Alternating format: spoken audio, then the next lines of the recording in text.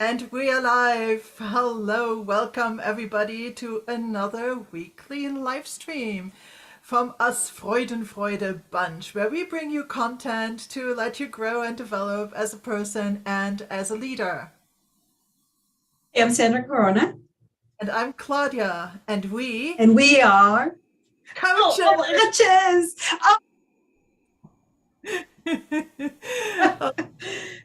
Go ahead. Okay, so I'm Sandra. I am a coach for expats, for young adults in. Oh boy, sorry guys. I'll tell you about the exciting evening that we had here. I am a coach for expats, for young professionals, and for the neurodiverse community. Thank you. There you go. You did get it out in the end. And I'm Claudia, working with corporate leaders, entrepreneurs, as well as their teams in tech and beyond. So today we put on the books that we're going to talk about locus of control, sphere of influence, and all that good stuff. But let's give Sandra just the mic for a second so she can tell us her excitement of the day, and then we can kind of ease into our topic. Go ahead. Oh my God, they're here because we're here at Arabia and we have an empty lot right behind us, all the houses that are in this side of the compound. We have a huge empty lot, but now they're starting to build. So, the dirt and they're starting to remove things. And so I'm assuming that the little critters that live underneath are popping out and they're like, oh, we need to find a new home. And I have a hole in the wall that I've asked for the guys to come and cover. It wasn't until most recently that I noticed it. And so, they're going to come next week and stuff like that. But today I noticed that Toby was jumping like this in the living room. And he was doing this and, backing out. I assume that Toby's your dog. Yes, sorry, Toby, my dog, my husky. And so, yeah, like everybody knows me, right? And so he was jumping, and then Tay, the little one, the little most recent adoption, she was doing her little bark, but it was so different than all her little barks that I was like, what's going on? And I just, pop up my head through the door, and I see this thing. It wasn't a little one. It was a huge one, like skinny, but huge and large. I was like, started screaming. Well, the thing somewhere, we don't know. So I've been out of the house while the fumigators were inside the house. And I had some people come and move things around. So my studio is a mess. The house is a mess. And I barely was able to make it in. I mean, we're not going to sleep here. We're not going to be here, but at least for today, because they need to find that thing. And that thing needs to die overnight. Are snakes poisonous? Yes, the little ones that we have here, they are. So no playing around with things like that. So make sure everything is in order, and keep yourself, your husband, and your puppies safe. Good, good. Wow. So breathe in, breathe out, let it go for the next few minutes. You're gonna be okay here for the duration of the show to be in Yes, of course. Yes.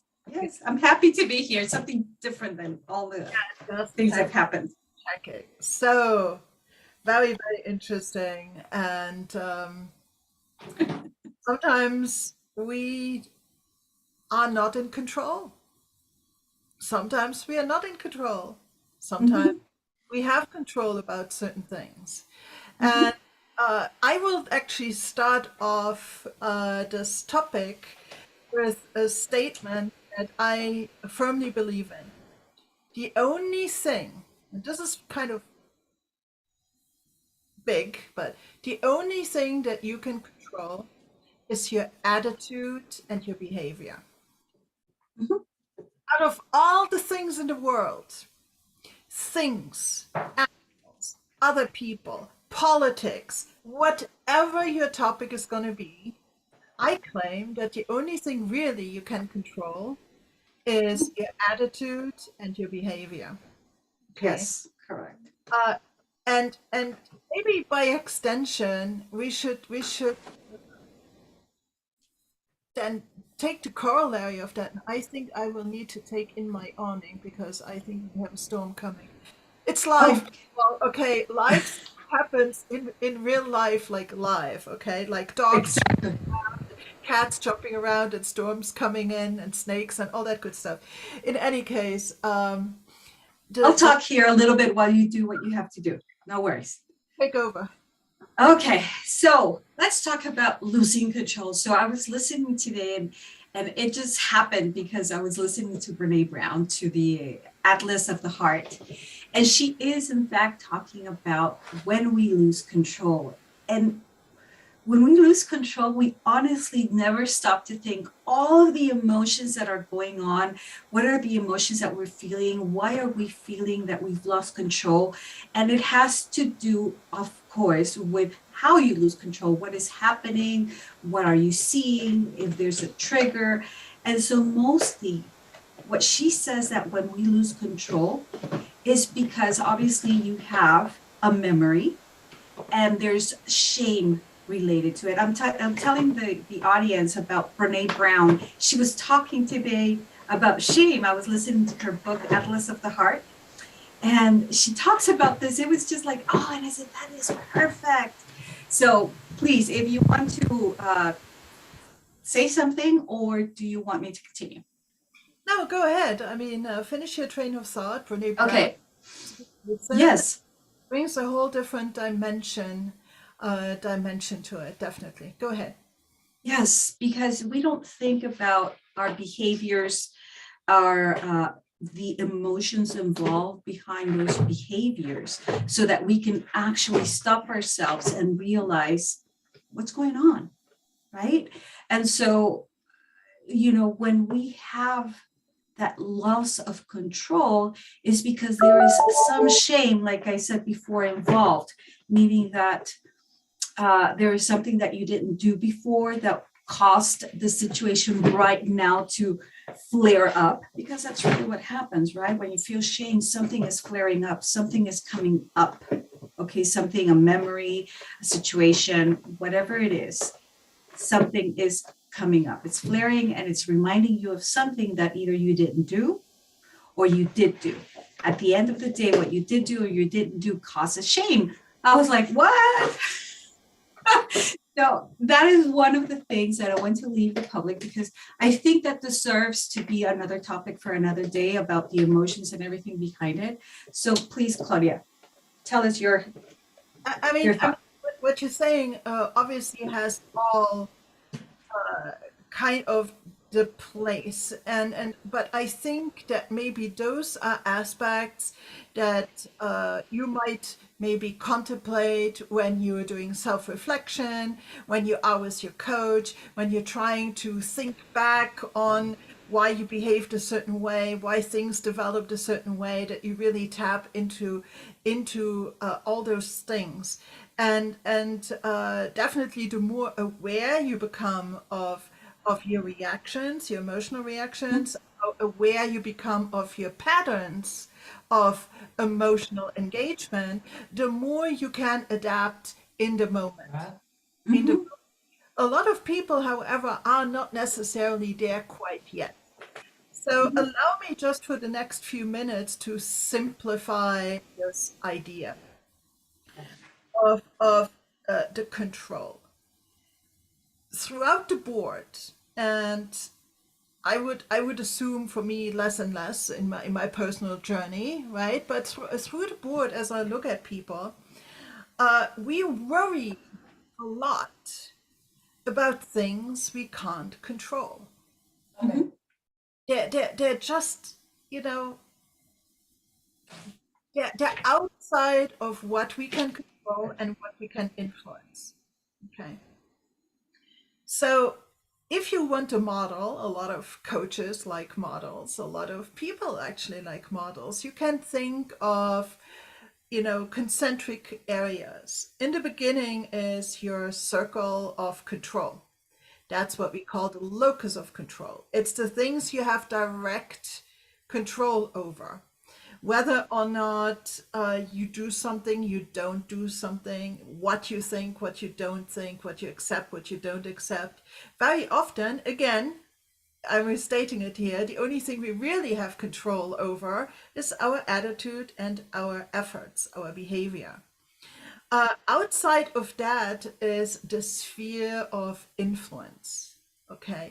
There's things that we can't control, but we might influence. We might have a say in a matter. We can elucidate certain things. We can maybe create different context or a different environment for something to happen or not happen, and so on. So there is ways that we can affect potentially the outcome, potentially.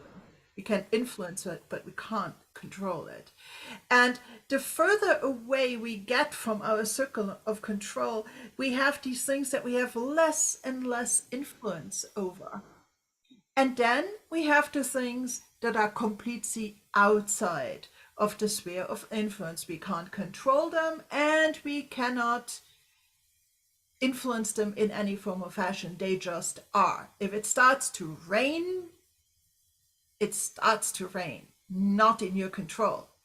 The way you think about the rain, the way you behave once the rain hits, those are things you can control. But there's no need to, sorry people, bitch and moan about the rain because there's no control over that.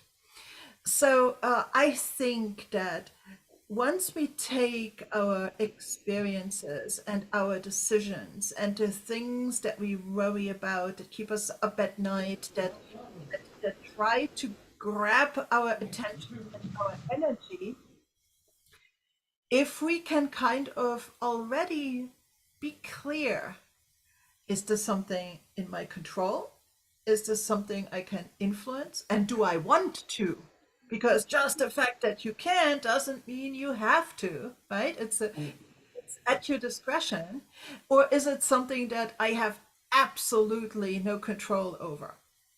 In which case, and a blanket statement, if you have no control over it, just don't worry about it. There's nothing you can do about it. But it sounds simple and straightforward, but how many do worry about things they can't control? Yes. Can you confirm that, or do you have another experience, Sandra? Oh, actually, let me say a little bit of something. So for the Stephen Covey readers, Stephen Covey names it the circle of influence. So if what Claudia is saying sounds to you familiar, in his case, he named it circle of influence. So, and she said it herself, also saying, Claudia, you said it's the influence that you have, how much influence you have over it, and it's normally only this space, right? This is where you live, and this is what you can control. Everything else starts growing and growing and growing. And the bigger it gets, the further away you are to being able to control it. So imagine it's like a organizational chart in a company, right? The closer you are to the VP, the closer you are to being able to control the outcomes of whatever you want to happen. The further away you are, the less voice or power you have. That's simple as that. Right. And I have to confirm what you were saying, right?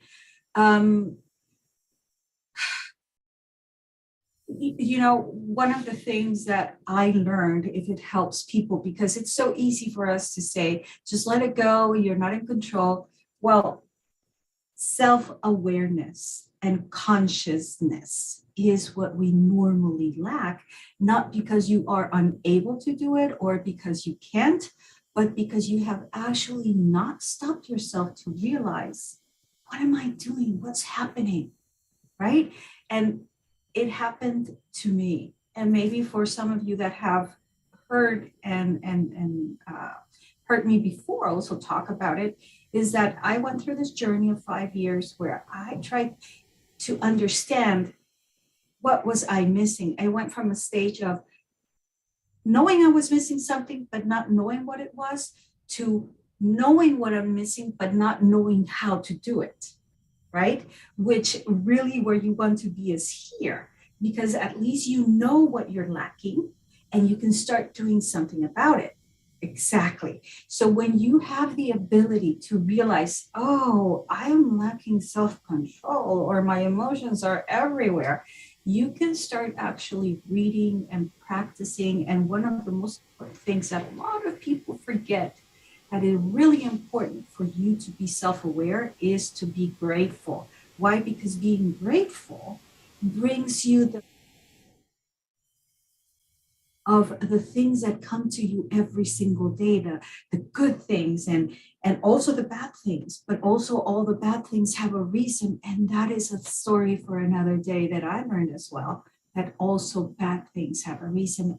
And when you start understanding all guys, it is amazing because the less it hurts, the less you feel it personal. It's more about it's a lesson.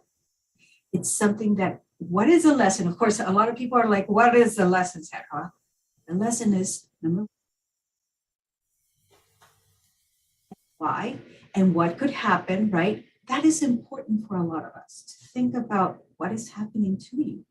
Otherwise, how can you be grateful? How can you anticipate? How can you remove the shame out of the things that you do not do that could repeat because you didn't do them? So, and there's so much behind it that I know that it's difficult, but trust me, once you start thinking about your day, about actions, about really, really, really, is that really something that I should care about? Is that really something that affects me? Will I stop eating? Because that was something that my dad used to tell me. Okay, Sandra, you're upset. Okay. So what do we want to do? Should we go and beat up the person or, tell me? I was like, no, I was crying. And he would be, okay, so I want you to know something. If we cannot go and do what you want to do, not because we can't, but because we don't want to, because we know that we should be taking or action. So let's think about what we can do. And I would be like, oh, I don't want to think about that. Well, the truth is you have to. So when he would tell me, did it really affect you to the point where you cannot go to sleep tonight? No. Did it affect you in a way that you cannot eat? Because I saw you eating very well today. So I didn't see that affecting you at all. And I would start laughing. My dad knew and had ways of finding humor, sometimes a little bit too much, but it helped. And then he started, going through that list that we all forget to go through. And now I find a lot of the things that he taught me like really great lessons. And so just ask yourself, is this going to stop me from paying my bills tomorrow? No, the only thing that happened is I'm just bothered. But who bothered you? Who made you that? Who made that feeling flare, like I've been saying? You. Really, that's you. That's in your control. So I leave that to you guys. Thank Yeah, you. so control your attitude, control your response to some internal or external trigger, control how you show up, control how you behave and how you react to something. Ultimately, that's at the core of the issue. So, you will always have people that go on your nerves. Well, will you let them? There's always going to be bad weather just when you had a camping trip scheduled. Well, can you do something about it? No. So make the most of it. Pitch the tent in your living room. And so the thing is that for me, this model ultimately is about managing a little bit better what I give my energy to. That is very much what it is, and it helps make those kind of decisions. For instance, as a consequence of that, For years now, I do not watch the nightly news. I don't watch the news. I'm on a news diet. I should maybe be on many other diets as well, but I am on a news diet. And because I found that, news is there to sell ratings, they focus so much on the negative, they sensationalize it, they suck your energy right into it. And guess what? 99.99% of the time, it's stuff you have zero control over or zero influence over. Okay. The influence, of course, we all know that if there's political things out there, you can go and vote. You have some Exactly. influence over it. You have some influence over it. So if it's near and dear to your heart, then go ahead and vote. Actually, next week here in Luxembourg, we have municipal elections, and everybody's going to go vote. So vote for your representatives. Vote for the general direction of your country. Do what you can to influence whatever a little bit you can do. But beyond that, there's no reason to invest so much of your energy and your frustration and the thing in all this negative hype. That's my view, people. I'm not judging. If you're a news fanatic, be happy with it. I'm not judging. I'm just saying, for me personally, not watching the news was a very conscious choice. I found that the really important pieces of news will reach me.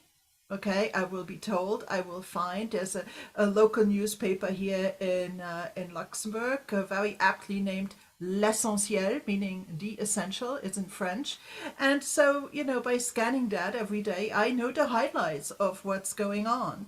But I don't need to be watching this half hour, 45 minutes of this hyped up news thing all the time. It was more of a conscious decision after I became a coach, because I'm very aware of the need for my energy to be at a certain level, to be able to hold a space, and for the ability to really be a good coach. If I get these energy disruptors and these energy detractors through these out of my control external triggers, it eats too much away. Okay, and so I'd rather be uninformed than low on energy when I'm meeting with a coaching client. Okay, and for everybody it's different. How is it for you, Sandra, when you watch the news? Can you just glance over it and just let it be, or is it also getting a little emotional charge out of it, or are you on a news diet as well? So one of the things, and I'm going to say it, when somebody told me that the first wasn't you, um, this person, it bothered me because I thought, so what you're saying is that you prefer, I'm sorry, to ignore what's outside of you, to be ignorant. That was my response. And then I thought, okay. And then I started podcasts and other people saying that the reason, and exactly the same reasons as you mentioned, Claudia, that I want to repeat them. Unfortunately, as civilians, the only power of decision that we have is voting. And what we can do is take that one action, but we cannot go out in the world and act out on the ideas and desires that we have, because it just becomes a hooligan country. You cannot act that way. We do not want to become terrorists, people. We just do. On this show, it's like forbidden. It's X out. Yeah. No, but we're talking events, right? People acting out on their desires, on their emotions, on the things that they're tired about. And I know that a lot of people, and I get it, I truly get it. I've been studying and reading, and I think about how many people out there had their great great grandparents arrive to a country, X country, and start from zero, right? Start a country from zero, a city, a town, whatever, and die because of cholera of the times. And but they did so many great things, and then your great grandfather was born, and then your grandfather, and then your father, and they are people that have worked to create and build that country. And I'm just saying in general. And then suddenly you have all these people that come and say, well, you know what, I'm kind of tired. I don't want to work and it's too much. And so I do get it that people are upset because you're thinking this nation, this country was built on hard work, on death, on sickness, right? And all these things that people don't see on the bones of their ancestor. Let's put it that, let's be really harsh, on the bones of our ancestors. There's a really crude cartoon in one of the books that I have. Maybe someday I'll share it. But you have these people that are standing up. You see them all standing up and you see them free and playing and doing all this kind of stuff. While at the bottom of that platform where all these people are enjoying their life, there's all these dead soldiers. There's skeletons and blood. And I'm like, oh my God, how can we miss that? So yes. Now I was telling Claudia, now what I see when she told me that, at first it was like, and then I said, you cannot judge a person because she has a good point. And finally, I saw why I started understanding people that don't watch the news. Because as coaches, we have to keep our biases under control. So when Claudia talks with a client that says, well, I hate Trudeau, what's the name of the president of France? Well, anyways, the president of X country. And I hate him and he does this and that. Well, Claudia can be like, okay, tell me more about it. Because she has no thought, no preference. Her opinion, does not lean one way or the other. We are there just to listen. But it could become hard if you have an inclination. So Well, yeah. I would actually stop you there. I don't think that I'm that uninformed that that I don't No, I'm not saying that. own my own opinions, that I don't have my own preferences and things like that, because it's just that I'm more judicious about how and from where I get my information. Right? For instance, written information is less emotionally charging than these videos, the You flash think, really? music and all that kind of stuff. So and then also not having this constant repetition. Because if you look at breaking news, it just goes into this cycle, and you see this like constantly and everything like that. And I get it. I get the news. I form my opinion. I might even, if I really feel like it, watch a talking head or two to get more informed about it. But that's about it, because No. ultimately, right? Ultimately, if there's something happening, especially if it's outside of my locus of control, outside of my circle of influence, I just let it go. It's happening in the world. I feel for the people. I am very grateful that it's not me, right? And then I bring my energy back to center. And maybe There it you is go. because different people have maybe different levels of empathy, different levels of other focusedness, and so on, that we all react to the same piece of news very differently. And I know that I can become really frustrated and upset when I see injustice, when I see unfairness, when I see, violence, for instance, right? For me, it does something. And just like I do not watch violent movies, I am just not, right? Because I just don't want to go there mentally. I rather Okay. catch the highlights of the news and then feed my brain positive stuff.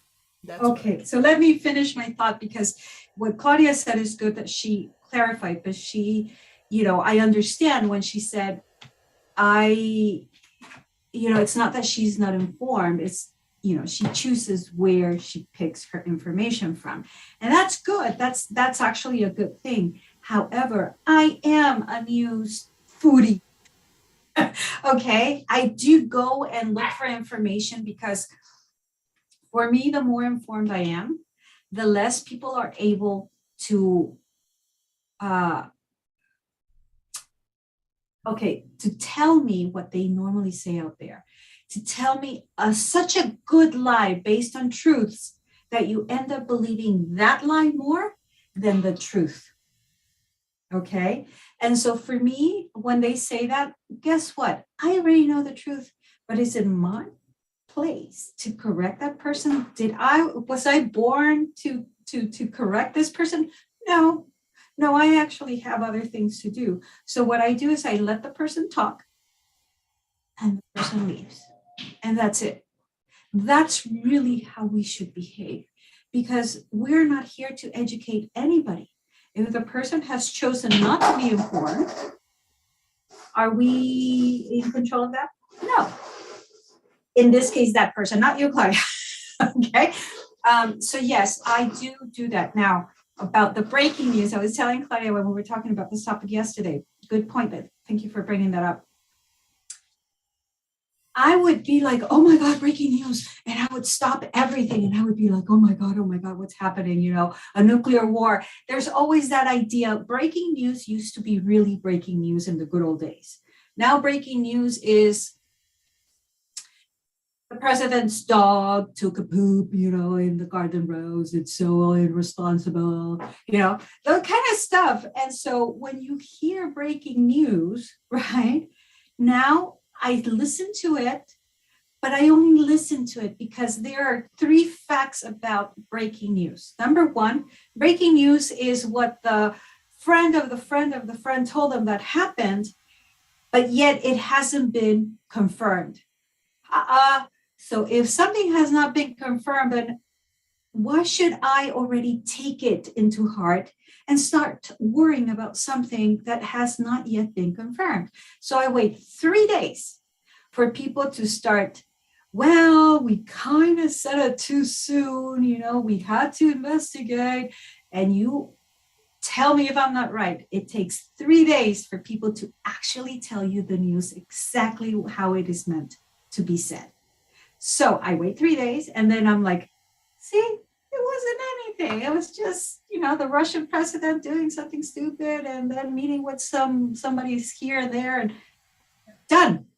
That's it. So control your emotions, people. Just learn how to dictate your emotions. Maybe that's a good thing, actually, just to defer the emotional charge. Just wait a little bit, because so many things might be so outrageous or threatening. You might have the sense of being threatened or unsettled or whatever, that is going to ramp up the emotional charge, which is ultimately what the news is really all about.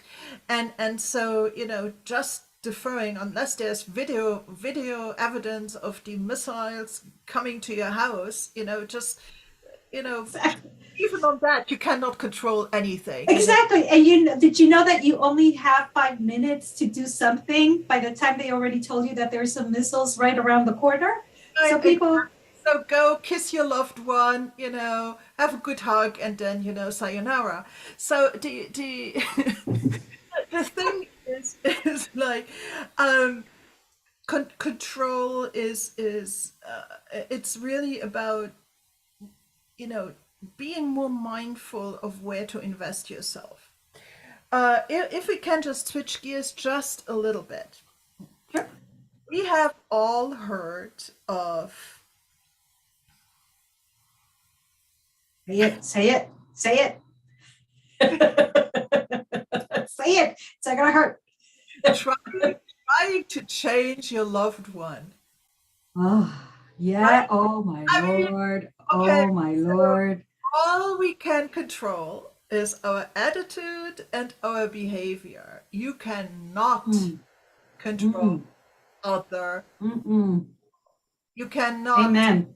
change other people. They might be in the circle of your influence, but all you can do Mm. is influence, okay? And you have to be careful how you do that.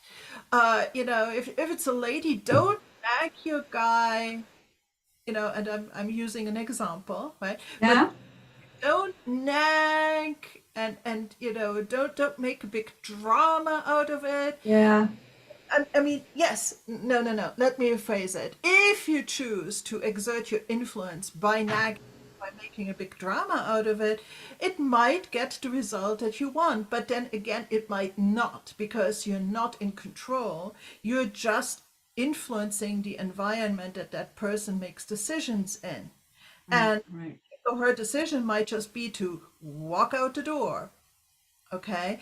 So, the thing that we hear so often, and even in leadership, we hear all this, that leaders, if the leader had done this one thing, then it would have been a sure thing that, followers would have followed in a certain way. But it doesn't really happen that way.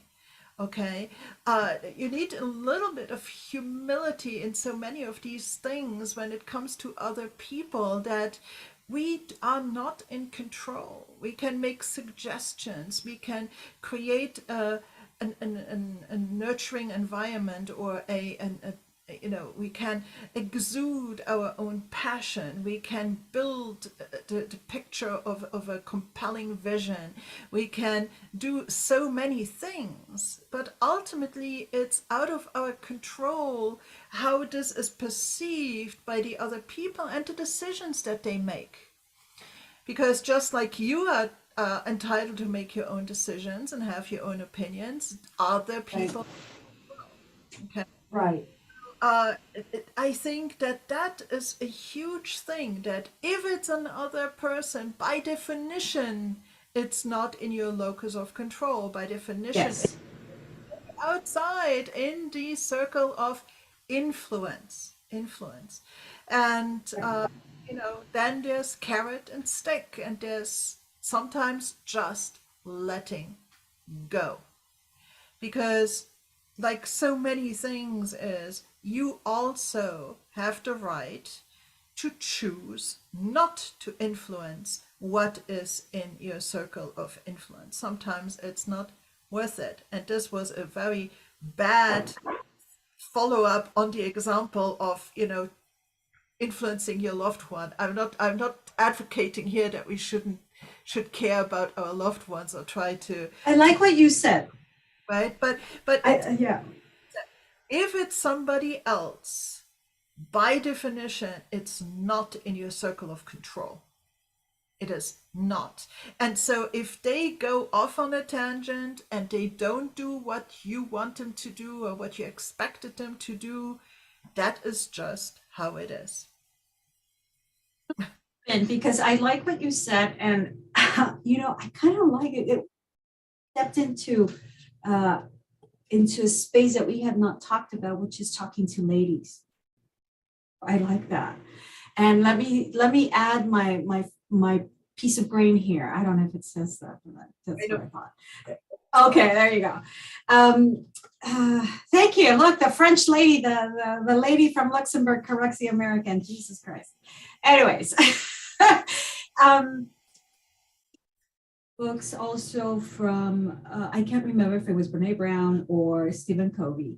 He mentions that one of the biggest things that we forget to look into are the 12 steps of the double A.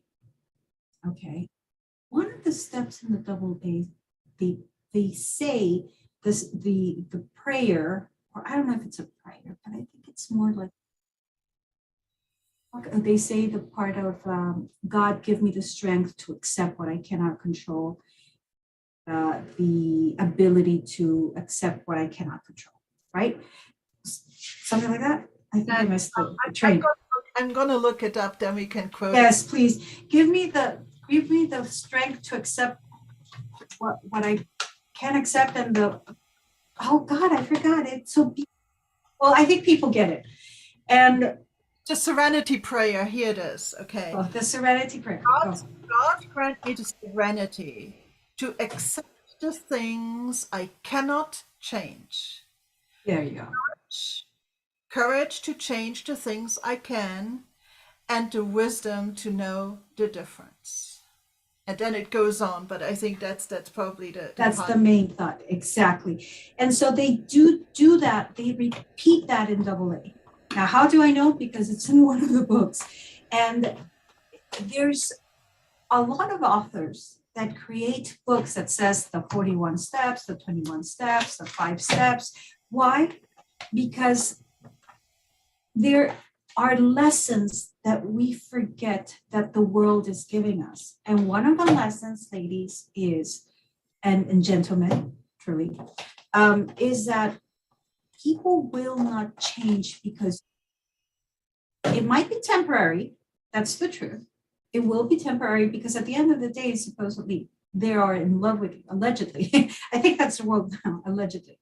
They're in love with you. But the only way that change will happen is if a leader, let me put it this way, a leader might come to me when I was at the worst in my time with my ADD. They would come to me and talk to me and tell me, Sandra, are you sure that you, and this is shameful, but I have no longer that shame because I've already taken action. So take that in mind. They would come and say, is there really another position that you would like to do? Like kind of saying, like, we really want you to go. And I get it, okay, because you are not being successful, you are not being productive, et cetera, et cetera. So when they would say that to me, I would be like, no, no, no, I want to do. And then I thought, oh, maybe they just wanted to give me a better position. Again, you only know what you know, right? And so once you know, you have to know and take action. Okay. So what I'm trying to say, people, is I was so unaware. I had so little self-awareness that I thought they wanted to give me a better position. That's not self-awareness. That's a lot of lack of self-awareness. Two, I changed when I became aware of what I was missing. Like Adam Grant. Adam Grant has a book like that says, you only know what you know. And he does say that until you figure out what's missing, then you can take action. And that's what I did in those 5 years of my journey, is to figure out what I was missing. And now I can tell you that if somebody tells me that, I'll be like, oh, snap, what did I do? I mean, it would have to be a lot, right, for me not to realize to get to that point. Sorry about that, guys. Life, dogs are outside. Anyways, wanted to say that because I think it's very important that we realize that not change unless they Not change unless they want to. And so what you can help people with their awareness. You can spell it out for them. You can make consequences much more obvious rather than speaking, with very small font between the lines, that some people will just never pick up on. Okay, like all the subtlety is lost on a lot of people. So for some of them you have to spell it out. That is exerting influence. It does not take away their power to make their own decision, but you have kind of made your point maybe a little bit more clearly. Okay. And leaders as well, they can be more build a bigger picture. Let's say if it's a visionary leader, build a bigger picture with bolder strokes and more color and more story, and empower people by giving them a fertile ground to make decisions on, to start the communication, to build this kind of excitement in the air that is very much the energy of a company, and so on. So there's a lot that can be done, but ultimately, whether somebody at work engages or not, whether somebody is able to leave the drama of their non-work life at home or brings it into the workplace or is capable to do that, all those things are kind of out of your control. Okay, you can influence the way people hopefully show up by building an environment and a mentality and a company culture and a company brand and so on. The way things are done around here by rewarding positive behavior, by ignoring or not rewarding negative behavior. But there's things that you can do, and so but fundamentally, you cannot change people like you cannot control them. Thank you. You cannot control them. And so, hand in hand with all of that now lack of control comes the word that was also in the serenity prayer that we mentioned earlier, is acceptance. Okay, it's not just like, okay, that's out of my control. Yes. But, okay, then in that case, it is what it is. Without judgment, without self judgment, just, okay, that is how it is. That person behaves that way. And then, just accept that. Politics is out of whack, and then just accept it for the time being. Do the things that you can do, have the courage to do the things that you can do, and then know the difference. I mean, the Serenity Prayer is really a powerful piece of advice in that respect. Change what you can, change. Don't worry about what you can't change, and then try to be careful about the difference. Here's something that I wanted to mention. Sorry, Claudia. A lot of people consider that being an individualistic thought for some reason. It's not individualistic. You are just choosing yourself. That's it. So keep that in mind. Coming from, here in this side of the world, in Europe and all these countries where people come from a collective thought, from a collective space, they're all thinking about how we can help the other person. It sounds like they're kind of on everybody's business, but it's not. The thing is, at some point, you have to gain individualism, where you have to say, is this something good for me? Is this what I want? For the rest of my life, because sometimes decisions. So think about that. Sorry, Claudia, go ahead. No, but you raise an interesting point, because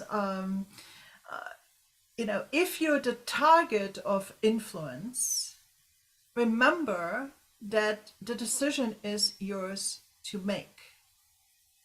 If we're the target of the influence, and sometimes certain less scrupulous people will resort to manipulation straight out. Okay, don't necessarily fall for it. Always remember that other people cannot change you. Other people cannot make your decisions. They can set a stage which will make it very painful to choose a way different from what they are very forcefully suggesting or influencing you to do, right? But the decision ultimately is yours. And thankfully, we live in most of us, at least, live in a situation where our very livelihood is not necessarily always at jeopardy, or our health, because we are not subject to violence and things like that. If it's really that bad, be influenced. But in the everyday, and especially, I think, sometimes having a little bit of backbone is required as well.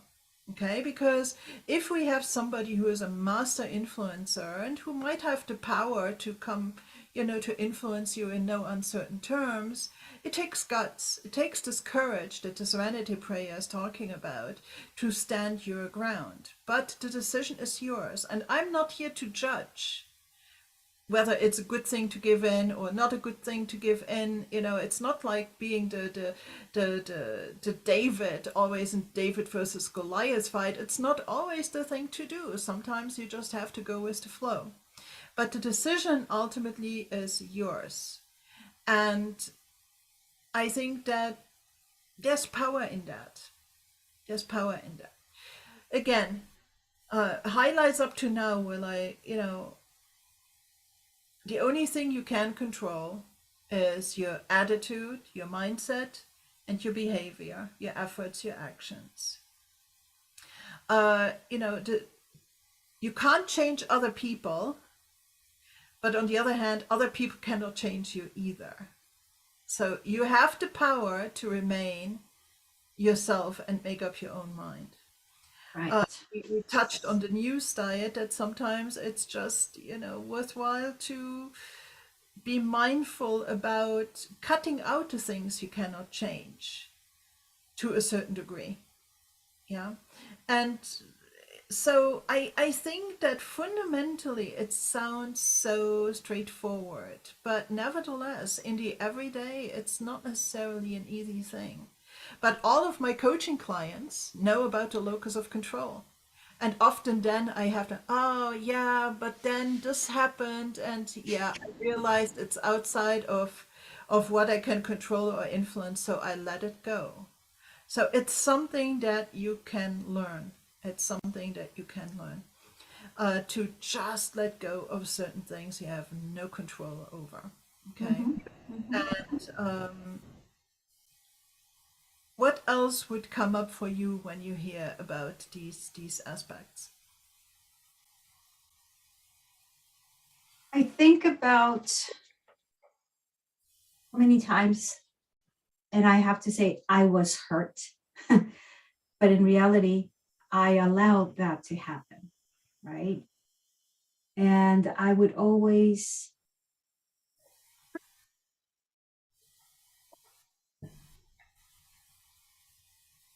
start letting things go. Because most of the times that I was hurt is because I would be jealous, or I would be triggered, or I would be a little bit too on their business, right? I was doing the collective thing, but I was doing it so much that I didn't give people space. Mistakes, the people around you start stepping away while you cannot do it because you don't know what's going on. You don't know what you're doing wrong. It's something funny, but I'm gonna, well, not funny. It's a little bit serious actually. And I'm gonna say it because I had to see that documentary because I didn't understand what makes a stalker be a stalker. Okay, about that. So the interviewed the stalker, about two or three, and all I think in total there were five, and all five of them, they would say, well, you can kind of say that, yeah, I was kind of being on her space, but all I was doing is I just want to talk to her, and I didn't understand. So that is a lack of self-awareness, a huge lack of self-awareness. And I don't know if I should believe it or not, but the way that I saw it honest. I saw that in their brain, in their heads, they could not understand what they were doing wrong. Why? Because they were probably brought up to act on not on their instincts, but on their emotions. Instincts tell you danger, do not do that. That is wrong. That is an instinct, and you would not have a stalker. But because the person acts on their emotions, like we see going on around the world, you have stalkers, you have people that are watching you and following you and taking pictures of you, and you don't even know what's going on, right? And so I was thinking about that, and just action of knowing who you are can save you from many mistakes. I'm going to say them, but they actually want to call them confusion, because mistakes are not things, it's not that you don't know that they're wrong. It's that you are confused because you don't have the ability to see what's real and what is not.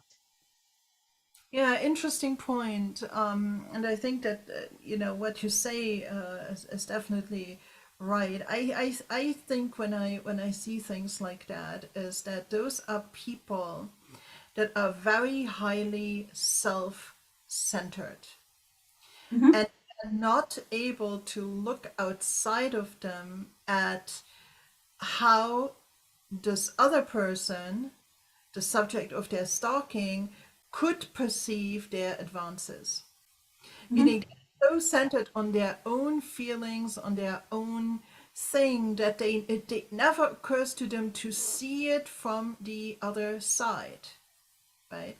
Because I mean, let's take an example. You watch a rom-com, right? A romantic comedy, and you have this kind of um, guy that doesn't really know, and you have this girl that is not really receptive, and he does all these cutesy things to Yeah. get her attention. And because it's a rom-com, you think it's all cute and you cheer for the guy, Good right? point. Now, Yeah. now take this out of context, and maybe take the funny music down, like put the thing on mute, and see what he does. It is such a fine line between real infatuation that is welcomed and the actual act of stalking. It always sometimes it makes me shiver when I see a rom-com and I see these things, because it's on the fine line.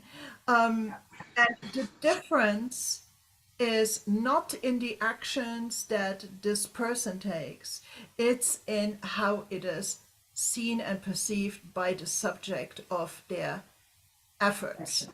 It's the same thing that as soon as a person in the workplace feels that an action of somebody is inappropriate, it is automatically kind of in the sphere of assault or sexual assault, right? Oh, yeah. And Mhm. it might be something that in the mind of the perpetrator, okay, I'm just saying here, it was just a simple everyday gesture and there was nothing behind them. Behind that for them, they didn't mean it that way. It was just like, their usual thing. But it depends on how the subject, the victim in this case, feels. And I think Mhm. that's exactly also the difference between stalking and the welcome advances of a romantic interest. They look very much the same. And in the brain of the stalker and the person who is infatuated, it might very well look the same, except that one hopefully looks at the reaction of the person they're interested in and the other one doesn't. Okay, so I think that really is the thing, because I mean, obviously there's degrees to that. I'm just saying that in some cases this is part of it, that you have this lack of emotional intelligence to look at how does my behavior affect this other person, what kind of messages do I get back, and does my own internal model blow him out of proportion. Some stalkers, if the information that is to be believed that I know, they sometimes have run into their people, into the people that they follow. I don't know the exact terminology, or the people that they stalk, Mhm. because they might have bumped into them. Mhm. Literally, they bump into them, the person turns around and says sorry and then goes on their merry way. And for the stalker, this is already an opening. It's a I Mhm. saw you, I talk to you, and so on. And that is enough to set them off on this journey, but they never see that there's no reciprocity. Right. No There's a reciprocity. movie called You. Have you seen that on Netflix? No. A series. I'm sorry, it's a series. Oh God, Claudia, you need to see it. Everything that you're saying, you see the guy, and he is eloquent, smart, very handsome. Yet the guy is a creep. He is a serial killer, okay, with the excuse that he is in love. And his excuse for killing somebody is because they're going to find out the things that he has done. Nonchalant way that you're like, oh, watch it. I'm sorry, Claire. I needed to intervene there because I think it's a good thing to watch. Yeah, okay, well, there you go. Here's a movie recommendation for you at the very end. I realized this today was a little bit all over the map, but I I think that loved it. there's so many facets that kind of, spread out from this very, very simple premise of control and lack of control and lack of influence. So, if you liked what you heard, and maybe have an anecdote to share or something that might help this discussion, let us know. Engage with us on social media, write us a message on LinkedIn, and or here on YouTube, and show us your love. Subscribe to the channel, tell your friends, and we hope that we will see you again in our future episodes. There's many more to come. Thank you so much. Thank you, Sandra. This was fun. Thank you, Claudia. Yes. And Too. I hope you find your snake. And so, I've been watching. I'm like, mm-hmm. okay. Thank you, everybody. See you soon. Bye bye. Bye.